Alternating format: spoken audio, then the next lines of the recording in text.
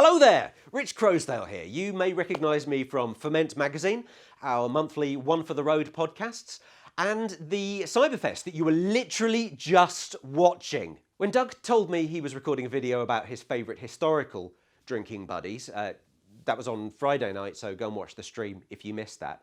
I thought to myself, what? Why should Doug have all the fun? Why can't I make a video of my own? So that's what I'm doing, Doug. How'd you like them apples? Huh? Ah, the pub, the bar, the tavern. It's where good things happen. Debates about politics, open mic nights, drinking to forget the open mic nights, just hanging out with your buddies. And that perfect drinking buddies, it's an absolute bloody legend. And that got me thinking, who would be objectively the best legend to go drinking with?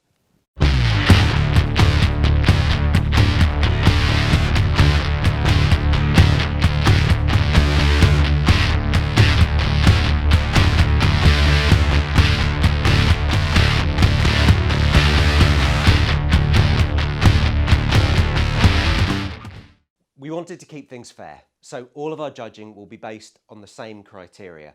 Now, we used the very best tomes of knowledge that we could get our hands on. Very scientific. In the end, we've come up with indisputable characteristics for the best mythological drinking buddy, and these are the qualities on which we ranked them. Powers. What's that unique thing that they bring to the table, and how does it help your night out? Safety. You're going to be out in public, and nothing puts a damper on a good night out like a bout of uncontrollable bloodlust. Nobody wants that. How much banter do they really have? You can't get by on names and abilities alone. Sometimes you need a bit of back and forth. Good listener. Sometimes I just want to be heard. Ability to engage in the deep chat. TM. We've all been there. You're a few pints in, the emotions are starting to flow, and suddenly everyone is a philosopher or an ethics professor. You need a mythical drinking buddy who is going to be there for that, who is going to really dig deep and engage with you. Nobody wants a casual mythical drinking buddy. So those are the categories we used to rank our mythological creatures. From there, we separated them into 4 distinct categories. First up, you have your gods. Your deities of drunkenness, your pantheon of pint pullers, your almighties of ale. Second, we have creatures of folklore, nymphs, jinn, wizards, fae, all the good stuff. Third, ghosts and the undead, spirits, the incorporeal, ghouls, spooky shit. Finally, your hammer horror monsters, your Draculas, your Wolfmans, your mummies, and so on. We'll talk about some choices for each of these categories before giving our final choice for the best mythological drinking buddy. So let's get into it with category 1, gods.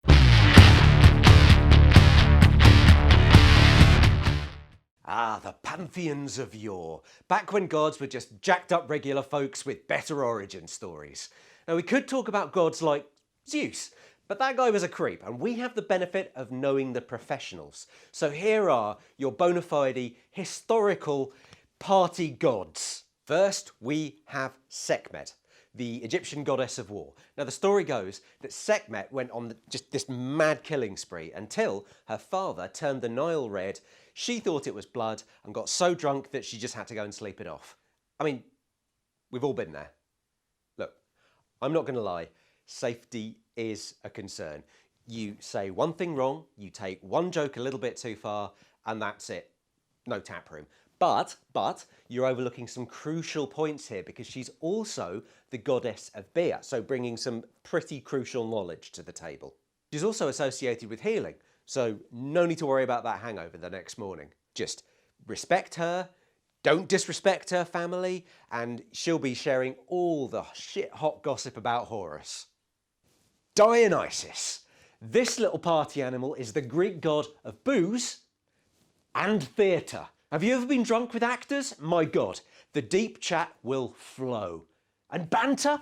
You know your boo Dionysus knows all the best clubs, is best mates with the bouncer and the club owner, and if all else fails, he has definitely The best party mix. Downsides, he's always got to be the centre of attention, and that can get a little bit boring. You're definitely not getting a good listener here. Besides, he's probably more of a wine guy, to be fair, and we don't like to judge, but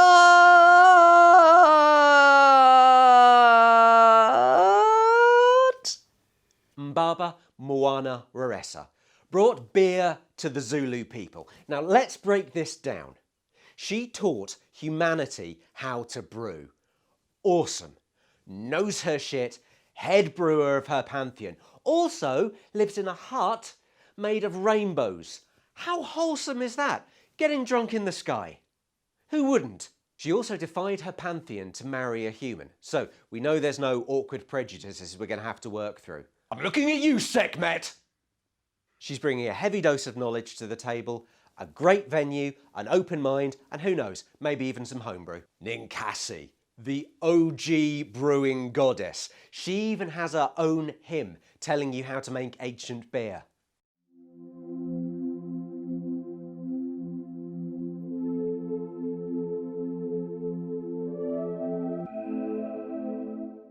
This is her whole deal, guys. She is there to be your guide to the world of beer. Is she a good listener? It's selective. If you hit on the right topics, you'll definitely get that back and forth, but she's probably not going to take your homebrew tips. She probably doesn't want to hear your beer recommendations. And to be honest, she probably doesn't need them. Will you get the deep chat? Maybe, maybe not. To be honest, the whole dogs to keep away the potentates thing just screams trust issues. Aer, the master of ceremonies of the Norse pantheon. He's got his own pub, and it's made of gold. You are drinking for free with the king of the sea. And speaking of which, Aer has all sorts of cool sea facts. What's it like at the bottom of the ocean? Aer's got you covered. Why are mantis shrimps? Aer knows the score. Can I talk to a dolphin? Yes, buddy, this is Christine. Aer is bringing a lot to the table. As the party planner of the Norse gods, you also have to know he is just going to be the consummate host. Whatever you need, he will get it for you. The downside, of course, Loki. There's always a fucking Loki. Now, you may be into Tom Hiddleston, but the real Loki is a tricksy little bastard with no respect for personal property, boundaries, or even a basic understanding of the repercussions of his own actions. No matter how cool Aer is, and he is cool, you will definitely have to put up with some shenanigans from the god of tricks. But drinking in a beer hall made of gold under the sea.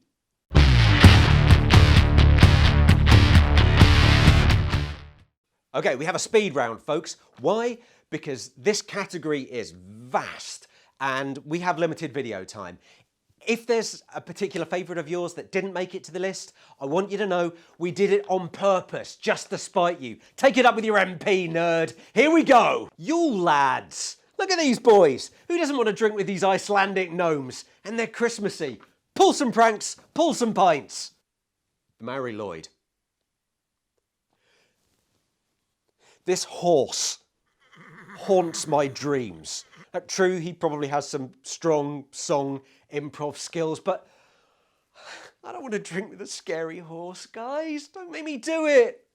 Cryptids. Now, you think we'd go for Bigfoot, right? Wrong. Why? Because Mothman. You have a few drinks, he takes you flying.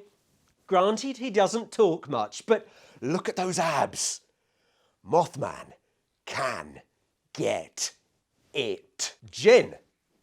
Are you going to have a good night? Heck yes, but you're going to have the mother of all hangovers in the morning. There's always a catch. Always. Nymphs and fae. Another tricksy one. They can throw some absolute rages though, and at the end of the day, who doesn't want to get drunk in a forest wearing a crown of flowers? It's like Glastonbury, but without the gross portaloos. Centaur, satyr, minotaur, and sphinx. The animal hybrid boys. Look, you're going to have a hard time getting into a pub with a centaur. The Minotaur is a complete shut-in, but has some excellent homebrew. The Sphinx is way too aloof to hang out anyway. The Satyr, on the other hand, is going to serenade you with music and good vibes. Nice. Dragon. Now, consult your local DM for dragon morality, but we're going with Draco, the last dragon from Dragonheart, starring Sean Connery. Bless him. He just seems like a chill dude with top quality banter and deep chat. Have a little fly, chat about the stars. Chill vibes, man.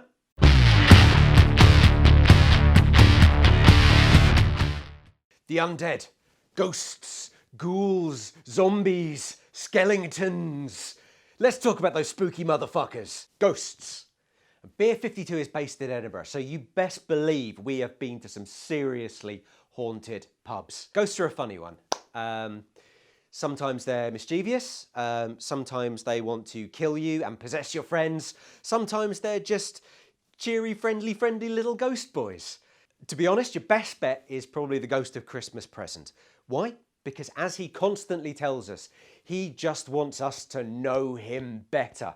In the Muppet version of the story, he's got a song that's cute as hell. He can definitely hold his ale.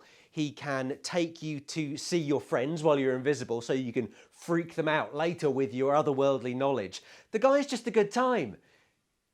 Though you do have to watch him age and die as the evening wears on, so that's actually a bit of a downer.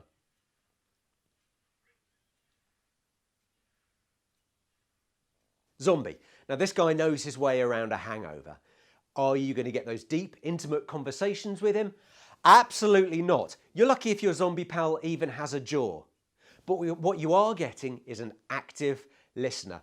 You sometimes just needs to vent, and your zombie will be great for that. He wants to hear your thoughts because he loves your tasty, tasty brains. I like the skeleton, okay? They try so hard and the meme potential's off the chart. But truth is they can't hold their drink, okay? There, I've said it. Last time we invited a skeleton out for a pint, he had like a half and ended up fighting a coat rack. But they can dance. Actually, it's just occurred to me. Could you conceivably have a drink with a ghost and a skeleton at the same time and be drinking with the same person? Or what if a ghost inhabited the body of a zombie? What would you... Actually, this is getting weird. Let's move on.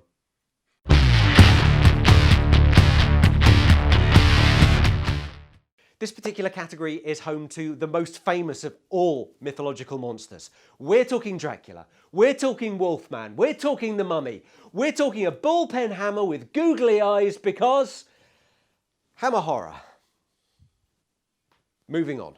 Dracula, king of the spooks. Or should that be Count?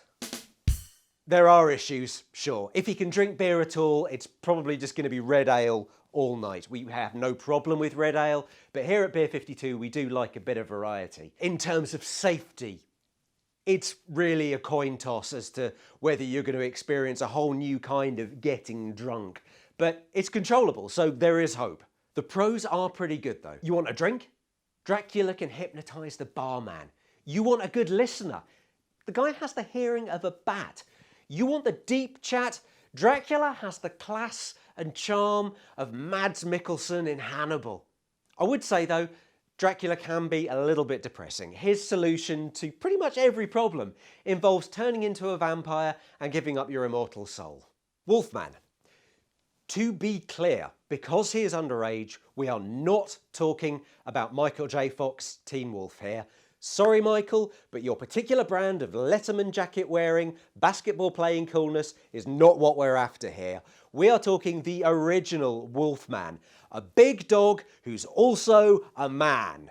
He's got that super good wolf hearing, so he'll be able to hear anything you say, no matter what the rest of the pub is like. As long as you go out on a night where there isn't a full moon, you know you're going to have a great evening because he's got an instant in with all the pub dogs.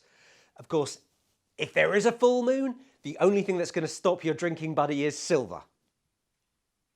Uncontrollable wolf rage might actually be an issue though, yeah. Fishman. Guillermo del Toro has a lot to answer for. When everyone else is simping after Dracula or wearing Team Jacob t-shirts, you know with absolute certainty that poor old Fishman is just grateful for the invitation. It's the hipster's choice, the underground option. Sure, he's going to play Ocean Man by Ween the whole night, but that guy can chug a pint like no one else. And does he understand the deep? Yes, he understands the deep. Because he lives there. The Mummy. Now, The Mummy is basically just a zombie. There, I said it. But you do get to meet Brendan Fraser. So yeah, basically just our undead pal with slightly better powers. Brendan, if you are listening, by the way, just, give us a call, hit us up, we could do a collab. Brendan. Next up, Adam, or Frankenstein's monster. Is the guy a big talker?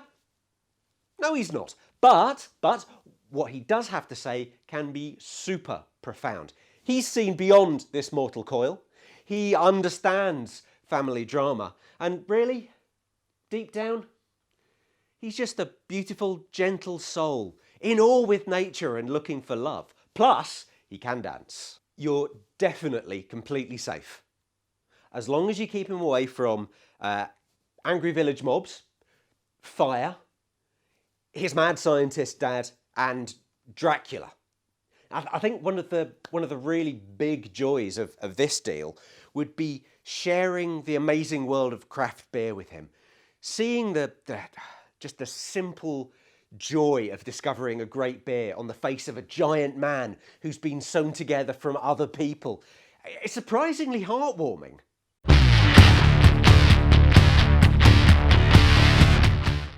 Now, we've been through a lot together, folks, and thank you for coming on this journey with me to find the ultimate, undisputed, quantifiably best mythological person to have a beer with, objectively.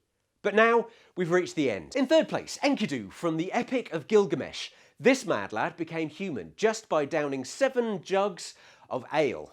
Not only can he drink, but he must be the first person in history to get less drunk the more beer he drinks. Plus, he and Gilgamesh, over the course of the epic, have this kind of, I would die for you, man, bromance that, we all want a piece of that, right? Is he a good listener? Heck yes. Can he do the deep chats with all the wisdom and sincerity of a freshly minted demi-man god creature thing? He's just a bro. Actually, scratch that, he's your bro. Enkidu is keeping you safe on a night out, he's getting you a taxi home, he's texting you the next morning for a hangover breakfast, and debrief, 10 out of 10 would drink again. Kvasir, from Norse mythology. You've got questions? Big ones? Small ones? Personal? More existential? Kvasir is your man. Born as a symbol of peace, from the spit of the Aesir and Vanir gods, Kvasir is said to be the wisest creature in all of creation. Powers? Forget about it. His blood is made of poetry and wisdom. He is a legend in the pub. He's entertaining folk left, right and centre, solving all sorts of problems. He's a great listener. He's just full of nothing but chill vibes. Plus, his name is just really good fun to say. Kvasir, Kvasir, Kvasir, Kvasir, Kvasir. And at last, we come to our number 1 spot. Now, we all have that one, absolute legend. The tale we tell when we're asked for a pub story. And for me, it's Gambrinus! Yes, we're still talking about Gambrinus. And why wouldn't we? He is the motherfucking king of beer. This guy made a deal with the devil to become super lucky. And what did he use that for? He used it to get really, really good at an obscure medieval portable organ so that he could get over a breakup. Talk about relatable. Then he thwarted the first attempt to reclaim his soul. And when Beelzebub himself turned up to collect, he turned himself into a barrel of ale.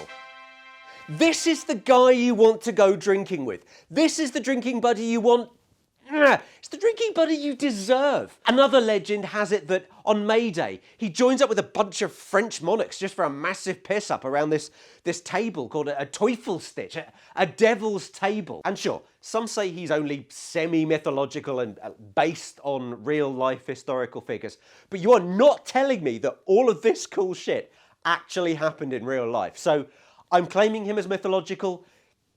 That's just happening.